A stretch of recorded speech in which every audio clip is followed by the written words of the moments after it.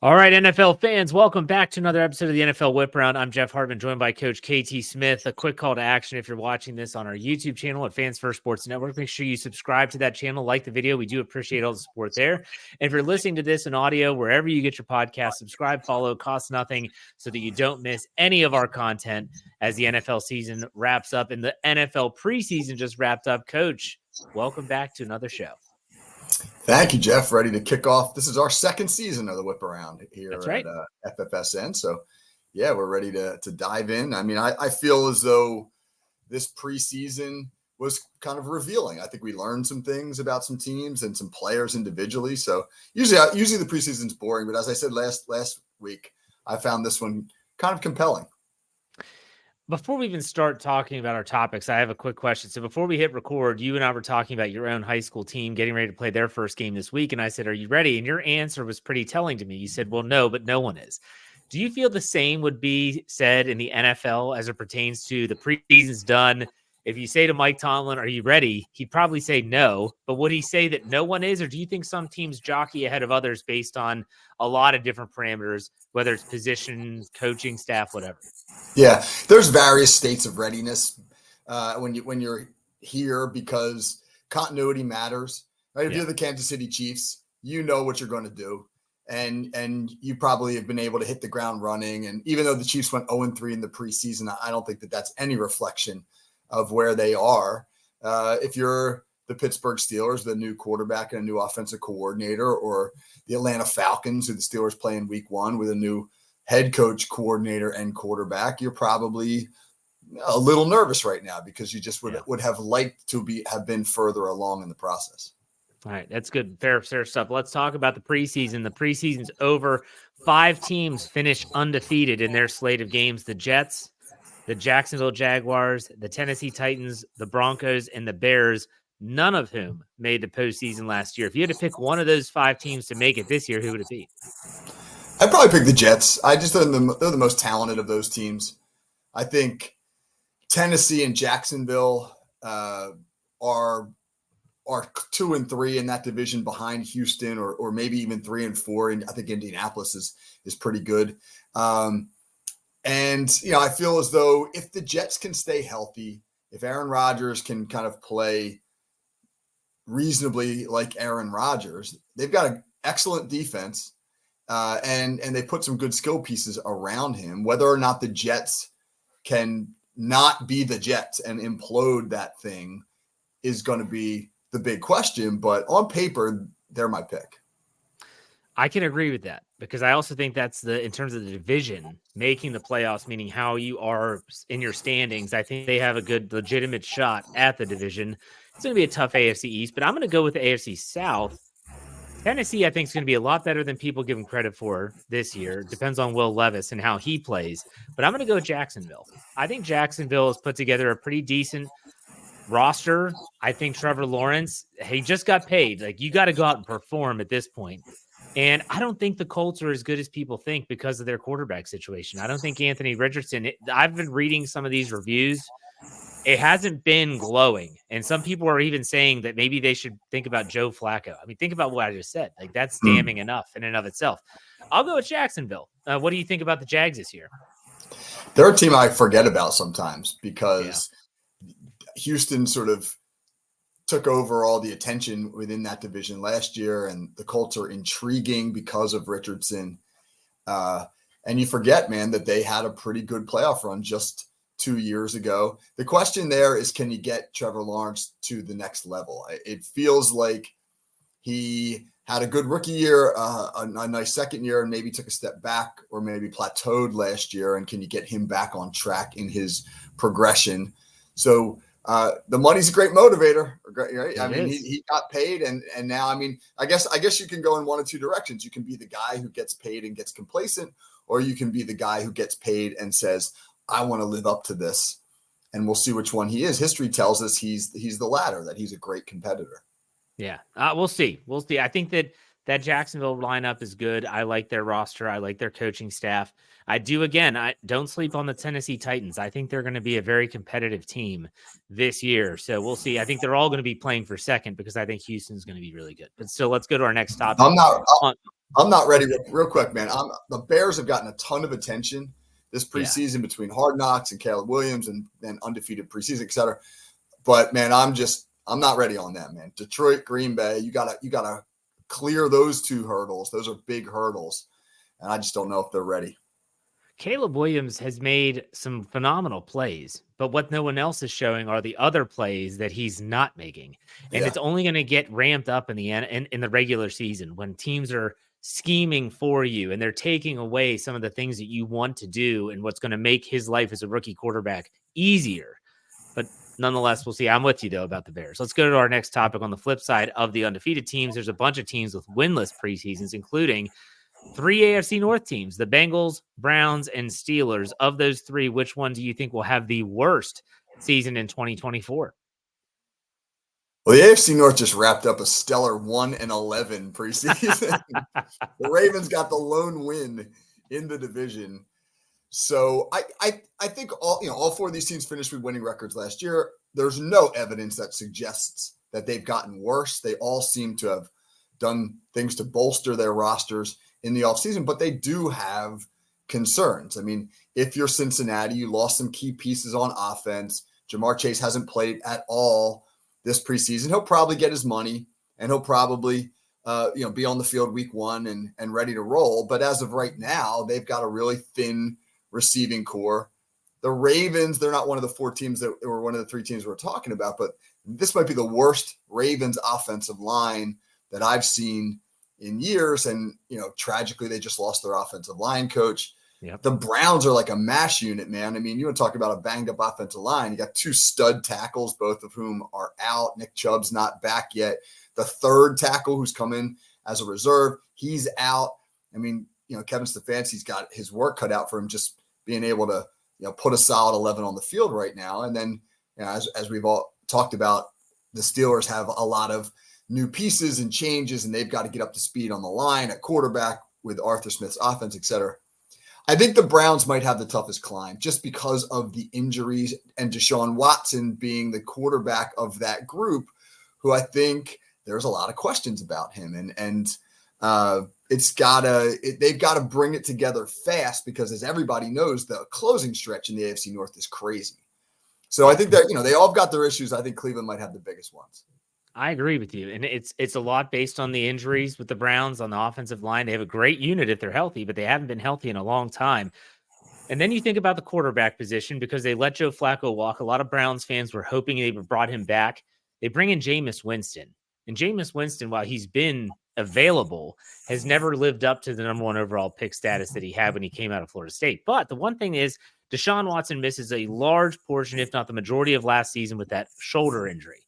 And so I think Browns fans were thinking, okay, this year, this preseason, we're going to get to see that Watson is fully healthy and he's good to go for the regular season. And the guy doesn't play a snap. And that's by design, but it has done nothing to kind of silence some of those doubters or critics or even people that are just generally concerned if he's going to be able to play. I think that's a huge question mark. And that's a different type of question mark than Pittsburgh, where you have two players that are relatively healthy in Justin Fields and Russell Wilson. You're picking who's the best one for your team. And now you're looking at Deshaun Watson and people are still asking, is this guy healthy? Is he going to be able to play? And that's an issue for me. So I agree with you about the Cleveland Browns and your buddy Stefanski. He's got his work cut out for him. Yeah. And, he proved last year that he's as good as it gets when it comes to the offensive side of the ball. He won games with 4 different quarterbacks last year. That's incredible. But if the line is banged up and Nick Chubb is absent and the run game can't be what the lean on Watson to do a lot. And as you just said, right now, that's a big question mark. And the Nick Chubb latest report is that he's probably going to start the season on the physically unable to perform list, the PUP list, which means he is guaranteed to miss the first 4 games, if not longer. They can have him stay on that PUP list longer, but it's at least going to be 4 games that he has to sit out. So not good news for the Cleveland Browns. So we'll see. All right, let's go to our next topic, and that is that 20 of 32 teams have announced their opening day starting quarterbacks, with only the New England Patriots and Pittsburgh Steelers holding out. who should be the starters for those franchises respectively. Now, New England, there's been a little bit of twist. They played on Sunday night, and Jacoby Brissett went down with a shoulder injury. And so we don't know the severity of the injury, but it would be between May and Milton, I would guess, if Brissett's not even in the mix. Coach, who do you think is going to be the starting quarterback? I think it's a slam dunk that Wilson's going to be the starter in Pittsburgh. I mean, they only played him for a series on Saturday night in Detroit, and Steelers went down the field, scored, they pulled him out. They were satisfied with what they saw. I think that that's probably the logical progression. Wilson starts, Justin Fields has, a package or two, or maybe plays a series each week. They figure out how to get him on the field and they move accordingly. New England's obviously trickier now. The injury complicates it. I would have thought that before the injury to Brissett, that the calculus would be how much do we think we can win right now? If we think that we can be competitive in a division that is tough, but maybe not as tough as it was a year ago, then let's start Brissett and be conservative and try to win games with our defense. I don't think they're going to do that, man. I think, yes, the injury complicates it, but I think they're going to go with Drake May because I don't think that there's a sense of urgency. They don't have to win right now, and I think you need to find out what you have. You think back to the Steelers 2 years ago when they drafted Kenny Pickett, they started Mitch Trubisky, and it was just a mess. They probably would have just been better off letting Pickett play from the get-go, and that seems to be the direction in which a lot of teams are leaning now. Get the young guy on the field. I agree with you about the Steelers, by the way. I think it was Russell Wilson's job to lose anyways. But let's go to the Drake May rookie quarterbacks in the league. Caleb Williams is going to be the starter. Jaden Daniels was named the starter. Bo Nix was named the starter in Denver. And so now let's say Drake May is that guy. And J.J. McCarthy, obviously, he's done for the year with his knee injury. And Michael Penix has been relegated to backup duty. So those four guys, out of those four, which one do you think could be ruined most by starting right away? Drake May, yeah, because he's playing for the least talented roster. That's true. Yeah. In a division with some really good defenses in New York and Buffalo in particular. So, and you got a first-year head coach who's a defensive-minded guy in Jared Mayo. I mean, there's not a system in place right now that's quarterback-friendly in New England. You contrast that to like what Penix is going to get down in Atlanta. He's going to get the opportunity to sit behind Kirk Cousins and learn in a system that's friendly to his style of play. I mean, Penix has some similar skills to Kirk Cousins. Jacoby Brissett and Drake May are pretty different types of quarterbacks. So that's another thing, trying to marry up the scheme to fit their individual skill sets. Caleb Williams is going to get into the starting lineup right away, but he's got a wealth of skill position help. I mean, he's got some great TJ Moore and Roma Dunze, the running back. I can't remember Swift from Philadelphia they brought in. I mean, Cole Kmet's good tight end. They got a lot of weapons there. So he'll have a supporting cast. And then, Bo Nix has Sean Payton, who is a known, sort of quarterback developer. I think May has an uphill climb. Okay. All right, we're going to talk about some different websites, both The Ringer and NFL.com, that ranked the best offenses and defenses, the top three in the league. And we're going to discuss whether you agree or disagree with these lists. Let's start with the top three offenses, according to The Ringer. They said the Green Bay Packers, Houston Texans, and San Francisco 49ers are the top three. Coach, do you agree, and do you share the optimism heading into 2024? Oh, no, I don't. I mean, I think, hey, Jordan Love did some really good things down the stretch last year. I think we all agree on that. But Jordan Love's been in the league for 4 years. And his first several years, I mean, he didn't do much at all. Now, you could say, well, he didn't really get an opportunity, and that's fair. But let's slow down on Jordan Love, man. Let's see what he does with more than a handful of film for opposing defenses to dissect before we crown him as the captain of the best offense in the NFL. That seems really premature. That study, one of those studies that you cited, I think had the Chiefs as like the sixth best offense. I mean, there's in no world am I prepared to put 5 offenses in the NFL above Kansas City. No, and I don't even know about San Francisco, because when you think about, is Brandon Ayuk going to be back? At the time of this being recorded, he is still technically a member of the 49ers. Their starting left tackle also hasn't been there all preseason and training camp. And Brock Purdy has been running for his life Yes, in he the has. preseason. Did And you so see that you play have where he ran out of the back of the end zone and then threw the pick six? I mean, they had the ball, I think, on their own 2-yard line, dropped back the pass, was immediately assaulted by the pass rush, started to scramble around, pulled an Orlovsky and ran out the back of the end zone and then threw a pick six. I mean, it was a comedy of errors. But that's kind of, you're right, how the preseason has gone a little bit for their offense. And their number one draft pick, Ricky Pearsall, hasn't even played yet. And so it's a shoulder injury. They're saying he's going to start practicing now. And of course, the 49ers are just kind of low key playing this like it was all part of the plan. That can't be the plan when you draft a guy in the first round. And I think there's issues in San Francisco. I don't think they're going to necessarily be this juggernaut that we've seen the last 2 years, unless IU comes back and they figure out the Williams situation and they start to be the bully ball team that we all expect. It'll be interesting. And Christian McCaffrey's been banged up this preseason as well. Not that they're going to play him a lot, but he's been dealing with some stuff. The Houston Texans, I think, are the only one of the three that I was like, yes, they belong there. I think they're going to be really good. They've done a lot to improve their offense this offseason, the additions of Stephon Diggs. But yeah, I agree with you. I don't know how you don't have the Chiefs there. But it is, or Miami even, because Miami's offense is prolific. So there's a lot of teams I think were left off. Let's go to the defensive side, though. NFL.com said that the best 3 defenses were the Jets, the Browns, and the Ravens. Do you have the same sentiment as the offenses that you don't agree with those 3 teams, or do you see where they could justify that? That's a more reasonable list to me than the offensive side of the ball. I think the Jets are pretty darn good. I mean, they've got those lockdown corners, and in the NFL, it starts right there. And then they've got all pros on the defensive line and at linebacker, and they are fast. And so when you think about the Jets defense, they've got answers for you at all 3 levels. The Ravens, again, man, just a lot of injuries. They lost their defensive coordinator. Now he's out in Seattle, and I question. I don't get me wrong. I think they'll be very good. They lost Patrick Queen to the Steelers. I think they'll be very good.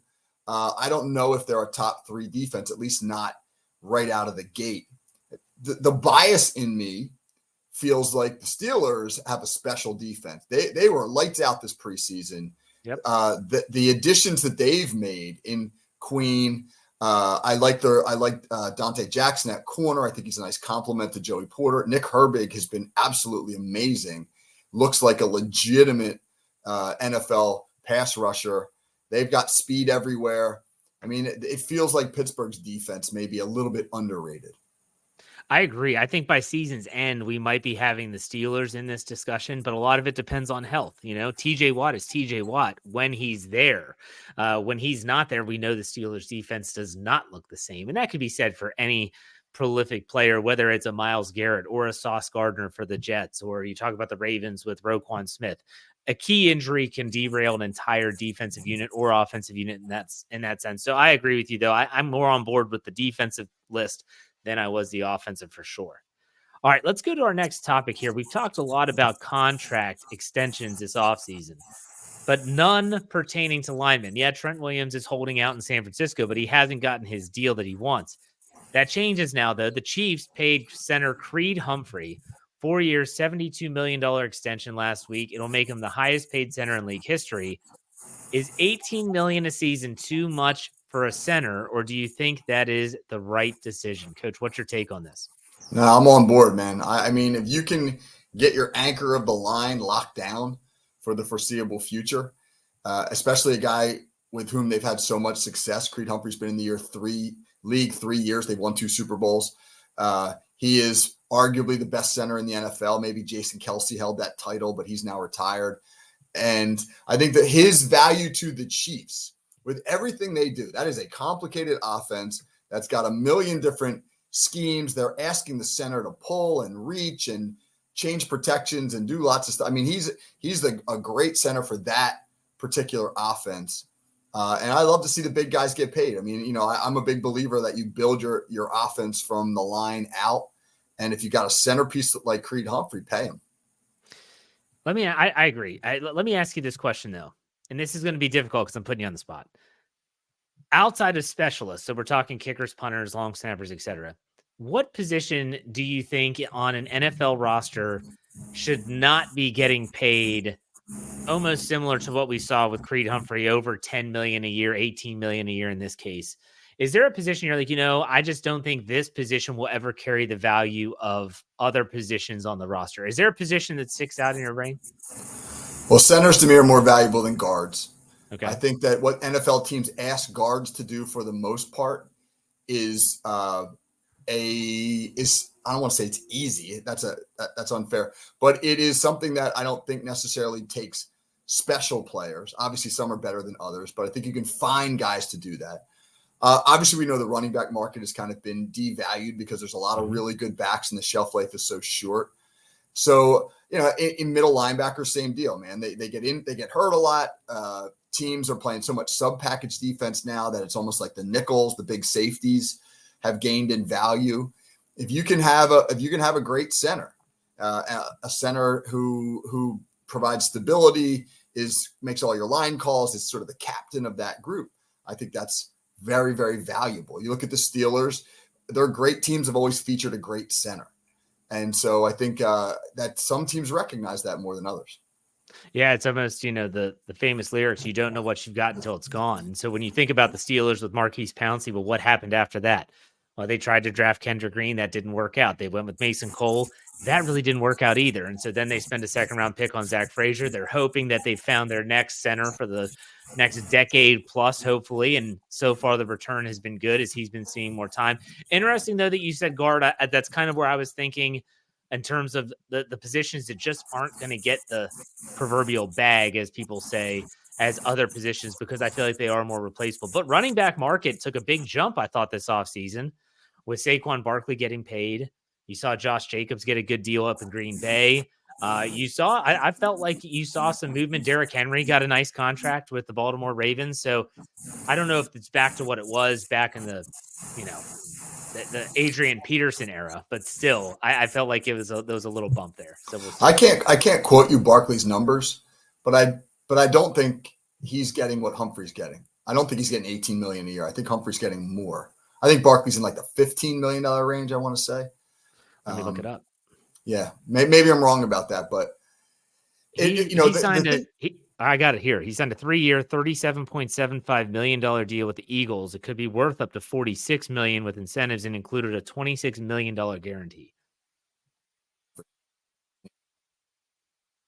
So 3 years, 37, that's like 12 million a year, Yeah, so it's even not if it as goes much up as to 46. Yeah. Yeah. So the fact that the center market is still higher than the running back market is telling. Yeah, for sure. Absolutely. Okay, let's finish up with, it's not a player profile. It's an unfortunate situation. We want to talk about the Ravens offensive line coach, Joe. I don't want to butcher his name. The guy just passed away as D'Alessandris, I'm going to guess. Joe D'Alessandris, correct. Okay, yeah. Go ahead, Coach. What do you think? Yeah, he passed away at the age of 70. Yeah, this is a guy who's been a high-level coach, whether at Division I college or in the NFL for 40-some years. An incredibly well-respected guy in the game. I had the opportunity to see Jim McNally, the legendary offensive line coach from the Bengals, who's one of the best guys on the clinic circuit for decades. He's been. And I had a chance to see Jim McNally a few years back, and he referenced Joe D'Alessandris as one of the best line coaches in the NFL at that time. I didn't really know much about him, but when he got to Baltimore in 2017, he transformed that line into one of the best units in the league. When Greg Roman was the OC there, Baltimore led the league in rushing a couple times. D'Alessandris was the line coach there. Huge loss. I mean, John Harbaugh, I should say, talked a lot about D'Alessandris being like kind of the faith leader within that Ravens franchise, that he would lead their prayer meetings and he would oftentimes read scripture at team dinners. And it just seemed like he was a guy that franchise had the utmost respect and love for. And that's obviously a really difficult loss for them. Yeah, and it did bring up a memory for me, not personally, but with the Steelers back in, I think it was 2018, 2019, when Daryl Drake, the wide receiver coach, passed away during training camp in the dorms at St. Vincent College in Latrobe. And, he went to the hospital and he was having chest pains, he was released, and then they found him dead in his dorm room the next morning. And that can really mess up the players. You got to think like these guys spend so much time with these coaches and their individual position coaches. And like you said, when you have someone like this coach who's doing more than just coaching the X's and O's of football, it's a tough situation. These guys are like they're like father figures to these players, and it can be really, really challenging. My heart's sad for these guys. Sending positive vibes, good positive thoughts, prayers to all those impacted. You hate to see this. Age 70, which is still young. They're going to have to deal with this now for the duration of the season, and that's going to be a challenge. Any final thoughts, though, Coach, about that? Oh, and I mean, I quickly, man. I mean, you feel as though, wow, that's a huge challenge for a team. It can also be something a team rallies around. Absolutely. A Baltimore team that's banged up on the offensive line, and now they find, somebody for whom to really kind of devote their season. We've seen that happen as well. Yeah. All right. That's a somber way to end the show, but nonetheless, the next time we meet, we're going to be talking about week 1 of the regular season. We'll be gearing you up, getting you ready for some marquee games, all right here on the NFL Whip Round. Be sure to check out all of our stuff, both on the YouTube channel for Fans First Sports Network, as well as wherever you get your podcast, search FFSN NFL. But Coach, what's coming up on the call sheet this week? Well, I'm going to do something this week on the call sheet that I rarely do because I'm terrible at it, but I'm going to make some predictions. All right? So we're going to do a little forecasting as we now wrap up the preseason and look forward to the regular season, to some predictions on not just kind of standings, but players of the year and those types of things. I figured, what the heck, man? Everybody does these things. I never do them because, again, I just don't feel like I'm in a position to really be able to know who is. I admire the people who always think that they're right. I can always think that think that I'm right, but I'm typically wrong. So yeah. Yeah. So we'll do some forecasting. Good. Sounds good. Make sure you check that out. Coach, as always, thanks for your time. Good luck this week in your first game, and we'll talk next week. Take it easy.